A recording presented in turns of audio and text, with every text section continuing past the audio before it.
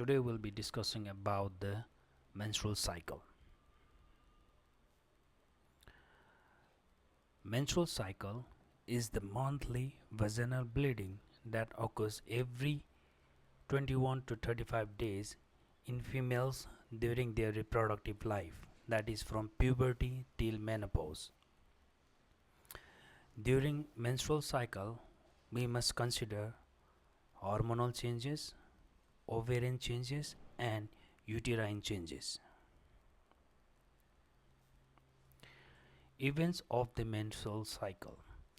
The events of the cycle include development of ovarian follicle and its oocyte, ovulation, preparation of the reproductive tract to receive the fertilized ovum, and shedding of the endometrial lining if fertilization does not occur. So overall, events of menstrual cycle can be explained on the basis of two cycle. One is ovarian cycle, another is uterine cycle. Three phases are there in the ovarian cycle: follicular phase, ovulatory phase and luteal phase, while three phases are also there in the uterine cycle. They are proliferative phase, secretory phase and menstrual phase. Follicular phase actually coincides with the proliferative changes in the uterus under the influence of hormone estrogen. Luteal phase coincides with the secretory changes in the uterus under the influence of hormone progesterone. So in the diagram you can see there are ovarian cycle. So during the ovarian cycle follicular phase there is a development of the follicles. One is selected as the dominant Graafian follicles, and next event is ovulation, that is release of ova, and then later luteal phase in which yellowish colored structure known as the corpus luteum starts producing progesterone and estrogen. While on the right side, uterine cycle proliferative changes, this accounts for 11 days, and then secretory phases means there is a endometrial secretion is increased during this phase, and the last one is menstrual phase, which is actually because of the loss of hormonal support to the endometrium, especially progesterone and estrogen. Hypothalamo-pituitary ovarian axis. This axis is activated during the pubertal stage. Hypothalamus releases gonadotropin releasing hormone will act on anterior pituitary gonadotropes and releases gonadotropins like luteinizing hormone and follicle stimulating hormone, which will act on ovarian follicular cells. In the ovarian follicular cells, in theca interna, luteinizing hormone will act and thereby synthesize and releases androgen, which is androstenedione, which is diffused to the inner side of the Graafian follicle to granulosa cells, and in the granulosa cells the aromatase enzyme will convert androgen to estrogen.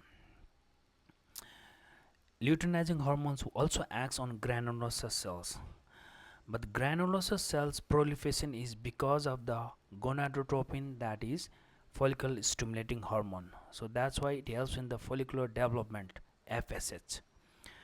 Now estrogen shows the estrogenic effects on the female body, different pubertal changes in the female body, plus one function is estrogen also negatively feedback on anterior pituitary luteinizing hormone, also negatively feedback on the gonadotropin releasing hormone secretion, while granulosa cells releases the inhibitin B hormone, which negatively feedback on anterior pituitary FSH secretion. So this is the control of ovary by hypothalamic releasing hormone, and gonadotropins from anterior pituitary. Now this figure shows all the events during the menstrual cycle. Down down to the diagram, it's a endometrial changes. Above this, there is ovarian hormone changes, estrogen and progesterone during the menstrual cycle. Another is ovarian changes during the menstrual cycle and gonadotropin hormone release or secretion from anterior pituitary during the menstrual cycle. So first, during the follicular phase of the ovarian cycle, under the influence of FSS, there is a follicle development, and among all those developed follicles, one is selected as mature graphene follicles. So on day 14 out of 28 days menstrual cycle, there is a release of ova. For this, the estrogen positively feedback on anterior pituitary so that LH surge occurs, means the level of LH is high, luteinizing hormone is high, which is the essential criteria for the ovulation process. So during the follicular phase, because of the estrogen from the granulosa cells will act on the uterus endometrium, so that there is the proliferation of the endometrium, thus refers to the proliferative phase. After ovulation, post-ovulative phase, in the ovarian cycle, luteal phase, the corpus luteum starts secreting the hormone, more of the progesterone and then estrogen. This progesterone will bring about the secretory changes in the uterus, thus secretory phase in the uterine cycle. So at the end of the menstrual cycle, the usual lifespan of the corpus luteum is 14 days, after which it regresses and there is a drop in the level of progesterone and then estrogen.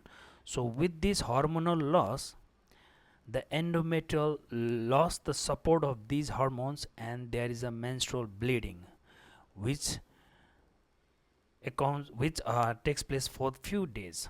Okay, 28 0 1 2 3. We can find out the day of ovulation as luteal phase usually remains constant, which is 14 days. So if the menstrual cycle is regular, then luteal phase, which is constant 14 days, we can obviously find the day of ovulation. Some of the disorder related to menstrual cycles are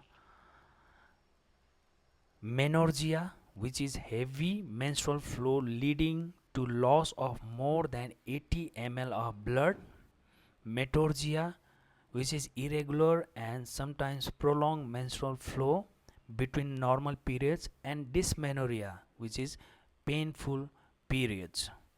The existence of few irregular periods called oligomenorrhea and absence of period called amenorrhea. These are often due to the dysfunction of hypothalamic pituitary ovarian axis.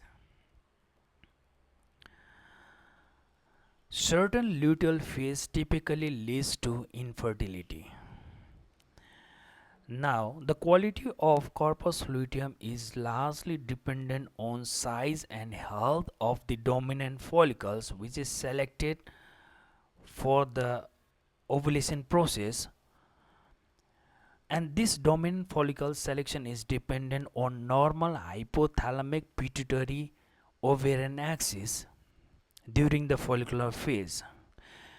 Now, numerous factors that can disturb this hypothalamic pituitary output during the follicular phase includes heavy exercise, starvation, high prolactin level, abnormal thyroid functions, and this later can lead to the certain luteal phase, also known as luteal phase deficiency, which can later lead to infertility.